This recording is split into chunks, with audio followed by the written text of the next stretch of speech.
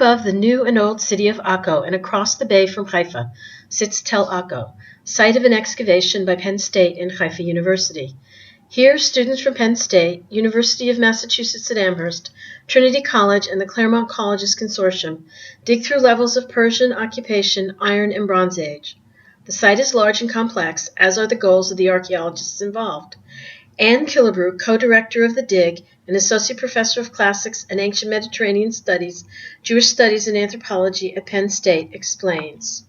We're doing what we call total archaeology. What is total archaeology? It's really trying to integrate all aspects of the past into our project. We're not only dealing with the past, but we're also dealing with the present and the future. Of course, we're digging, and that's a key component of our excavations. We decided to return to Moshe Dotan's excavations here, which he conducted between 1973 and 1989. And in part, one of our reasons was to attempt to publish the excavation results, which unfortunately he passed away before he was able to publish them. So that's one of our goals, is to really address and try to present and publish the previous excavations at the site. In addition, we have our own personal research goals. My research goals are the Phoenicians. Unfortunately, we know very little about the Phoenicians in their homeland, which is the coast of Lebanon and the northern coast of Israel. We know quite a bit about the Phoenicians outside of Phoenicia, but due to modern politics, the presence of modern cities over many of the ancient Phoenician sites, and later classical remains, it's been very difficult to get down to the Phoenician layers. Tel Akko is a major Phoenician site, which we are able to excavate fairly quickly down to the Phoenician layers, and I personally hope to study the Phoenicians in depth, particularly their maritime relationships. In addition to the excavations and our personal research goals, we're also hoping to address the question of site conservation.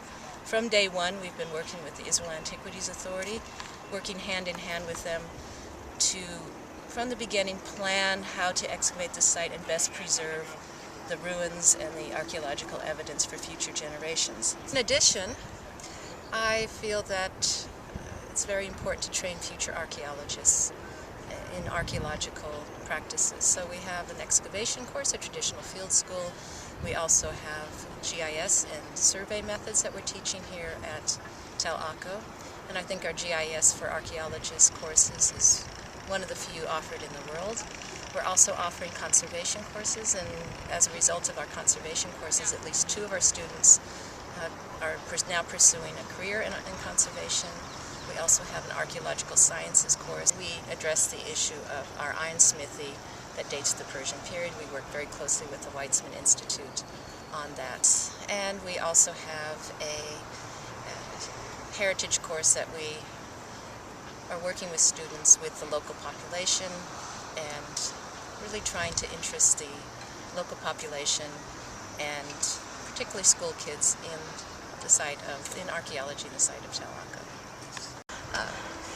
Our longer-term goals are really how to present this site to the public. Tel Akko today is a municipal park, and we feel an obligation and a responsibility to present what we discover to the public, both the local inhabitants who live in Akko as well as visitors from Israel and abroad.